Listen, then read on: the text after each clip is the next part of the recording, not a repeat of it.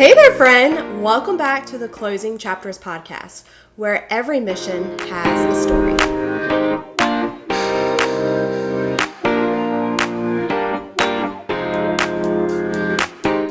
These lovely folks bought a new construction property, and that's why I was able to get them started, and then someone else finished them up in my office because we had to wait for this house to be finished being built. So they bought a hurricane house out on the outskirts of Sumter behind the base, and they were in this really cool sweet spot where they could scoot to the base and to one highway, or they could go down another main road to another little highway to get right into Camden. So they were in this really cool nook where they could go either direction. And when they were coming and swinging back through to Sumter, they have the choice to go towards Sumter or go towards Columbia. And then, oh, by the way, when they got into Camden, same deal. They could hop on Highway 20 and get to Columbia, northeast side first, and then get into the rest of Columbia. So really universal spot. And then they were still out in the country, so to speak. It was a proper neighborhood, but decent sized lots because it was countryside and there was not a whole lot around them.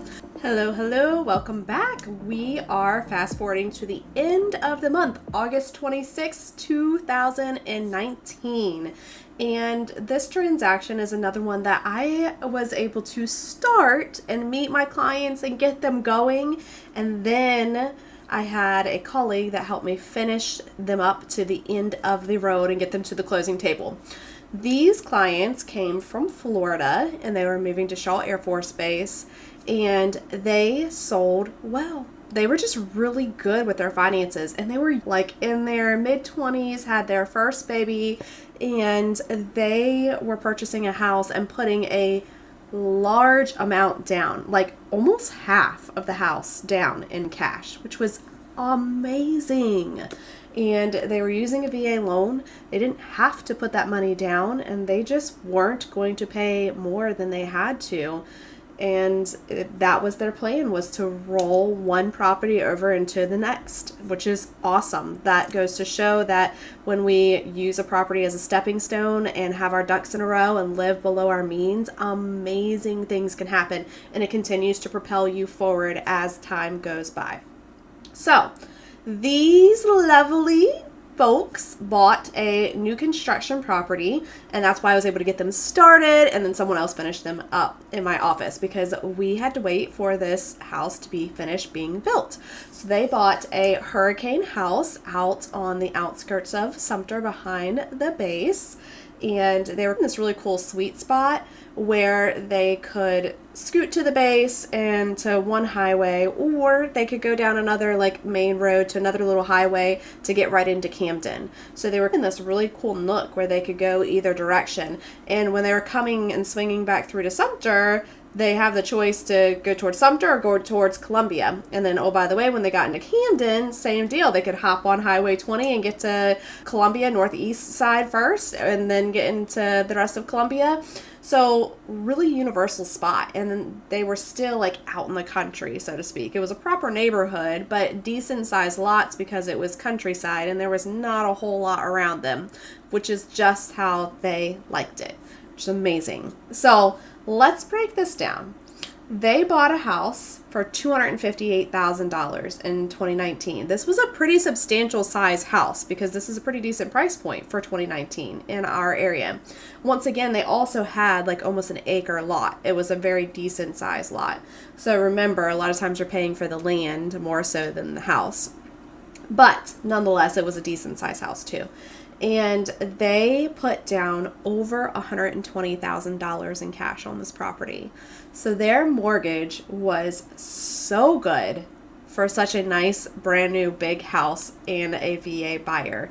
I could not be more tickled pink. And I actually said to them, you don't have to put this much money down, right? You can just buy it down so that your funding fee is not so high. And they're like, yeah, we know. We have the cash and we're not going to hold it. We want it to pay down the house and only have a lower payment.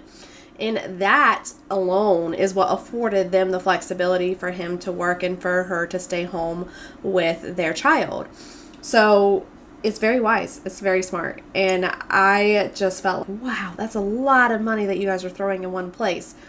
But they knew exactly what they were doing. They had done it before, and it served them well, right? They lived well. They were well below their means. They were able to sell it and then all of a sudden have a lump sum of cash. And I'm sure I was not tapping out their cash reserves by like when we purchased this house.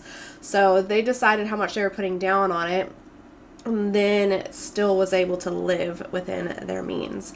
So I just want this to be a lesson more than anything to you, my friend. If you are a VA buyer and you are afforded some luxury of having cash, or you've done a great job with your finances, go all in on the real estate. It is okay. It is a really wonderful stepping stone, savings plan, whatever you want it to be, right? There's another thought, once again, that they have a lot of flexibility whenever they're ready to leave this home. They can either sell and have another huge lump sum of cash again. Maybe they pull out some, do a cash out refinance, pull out what they want to go forward to the next property, and then keep this one. And oh, by the way, the mortgage is going to be so stinking low that you're going to cash flow it when you rent it out. No problem, no questions asked, which is cool. And then it's going to continue to gain equity in the house and be paid for and be cash flowing. It's like a triple threat, my friends. So this is such an amazing thing. I wish more people would know how to operate this way, especially when we went through like the COVID era where everyone sold and had all this cash that they weren't used to having. They just ended up throwing it towards the bigger house, the more expensive house, and bringing it back down to par, versus if they would have duplicated and been in like the same size house or stayed in a reasonable price bracket, then they could have paid down that house significantly and been able to be afforded the luxury of having an investment property on the flip side when it was time for them to move to their next property. But either way, this just goes to show that real estate, yet again, can create a lot of different avenues and options for you if you set yourself up accordingly. So if you ever are curious, what are my options? I'm sitting on this cash, or I'm about to get an inheritance. I would like to get a property. Do I go big and go home and max myself out? Or do I buy a couple properties? Like, how do we hash this out? Let's have a conversation, because I would love to help you build a wise portfolio and see how you can make things work for your best interests. And maybe it's simply like I just want to buy my house for now. It's just me. I don't have a family yet, but I'm inheriting this money. How can I be wise with this and grow a little bit, but then also have it as a stepping stone? Amazing. Let's just think about this. If we're in South Carolina and we're looking at a maybe 1,700, 1,800 square foot house, that's a 3-bed, 2-bath with maybe a bonus over the garage for $250,000, and you're putting down a significant amount, that's wonderful. Your payment's going to be reasonable. And then in the future, when you like grow past your capacity of a 3-bedroom, 2-bath house that's 1,700 or 1,800 square feet, which is going to take a little while, right? Then you have even more equity in the property and cash that you can pull from, right? And maybe rates will be in a healthier margin at that time, or maybe you refinance it into a DSCR loan and put it into an LLC at that point. There's so many ways that this can be flexible for you. So I would highly encourage people to purchase younger if they can. We know that the average price, or the average age, to purchase their first home has gone up significantly. It's in the 30s right now. And I am so blessed that I get to help people much younger than that purchase homes every day because of the affordability with the VA loan, which is amazing. So I would highly encourage that you consider that and know that you're going to have a stepping stone if you do it right, which means you have to listen to your trusted professional and let us walk you through the steps and the ideas of, if we do this and you do that, this is what it might look like. Like, we know like what cycles might be ahead of us or what we should anticipate or expect, but we also know the golden rules overall to make sure that we have a healthy way forward. So talk to your real estate professional, let us know what your goals are, and let us help guide you and make a plan, not for today, but for the future. If you've ever had the pleasure of working with me, that's how I operate. I like to work backwards. I want to know, what is your goal? What is your plan with this property? And then let's see what we can do that makes sense and is reasonable for your situation, because every situation is an individual situation. And whatever my buddy Tom did over here doesn't matter with my situation, because my situation might be different. And I'm going to tell you a little story about how sometimes everything might look different on the outside and then flip-flop on you on the flip side. I have 2 clients that are BFFs. They were really good friends. One of them is no longer stationed here and one is still here. So one of them bought their first house and they bought a fixer-upper, bought a conventional, and they lived in it for a year and a half or so, got it fixed up, and they were ready to sell it. So we sold it, and then they upsized. They wanted more land. The wife had gotten down here, like they were doing a split thing for a little while. He had been through a training, and so now they were solidified. She had a job here. They had 2 incomes coming together, so it's time to upsize. And they upsized and got some land and a beautiful house, and they've been able to do some work to it as well now, which is amazing. So they were set. Now, our friends were renting, and they are a different scenario where they're one is no longer in the military, but was a veteran, or is a veteran as well, was military.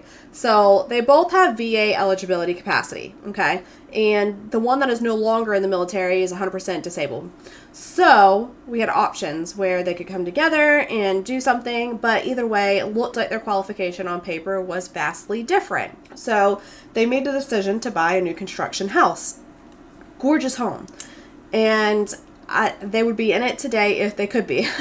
But the military had other plans. This husband, just the same, went through a training and got to the other side. And oh, by the way, you now have orders across the country to Washington State. So my folks who bought this beautiful new construction house are now sitting ducks, because this beautiful new construction house does not have enough equity for them to be able to sell it. And they didn't live in it, but right at a year. And they did pay a VA loan. They did not put any money down. So they rolled in the funding fee, and they also are, unfortunately, like the builder is still building. And they're building the same floor plan for less money right now, which is very unfortunate and does not make for great comps. So this is why whenever we're looking at purchasing, like we say, hey, what is our goal? And are we willing to hold it for 5 to 10 years? Heaven forbid we have to. So this is one of those scenarios where we do 100% have it in both modes, where we're going to either rent it out or sell it, whatever comes first. But they are now upside down on the property just because military life did not pan out the way that they intended. They thought they were going to be here for a little while to get through training, to get through courses, and then figure out what the next move was. And that's just not how it went. So never compare each other's stories, because just because one is spending this much money and the other one's spending this much money doesn't mean that it's all going to work out just the same. This couple that did not spend as much money and got the land that they wanted in the house that's good for them for now, they're fine. They're sitting pretty. They're on 2 incomes. And when the time comes, they're going to have mobility. But, oh, by the way, they've decided that this is going to be one of their properties that they're going to keep in their rental portfolio. So they have one in Pennsylvania now and one in North Carolina. But because they bought within reason and they know that they're well below their means, they're going to be able to get ahead on that mortgage, make sure that the payment is low enough that when they are ready and they need to, they can rent it out and make sure that it's clearing itself. So everybody has a different story, and at the end of the day, talk to your real estate professional and make a good plan forward. I am so tickled pink and proud of these young folks that were able to really make a wise decision with their finances and set themselves up for success in their home ownership journey. I hope that you stick around and hear more stories just like this. And if this intrigues you and you're like, man, I want to be like that, like, subscribe, listen along, hear the other stories along the way that I have had the pleasure of helping. And if I could help you in any way, please reach out. I am always happy to be a resource. Have a great day. Hey, I just wanted to say thank you for being here and listening in on this episode of Closing Chapters with me. I truly enjoy putting this content together, and I hope that you enjoy it too. If so, could you like, subscribe, and share this episode with somebody you know that will enjoy it just as much as you did? Thank you so much.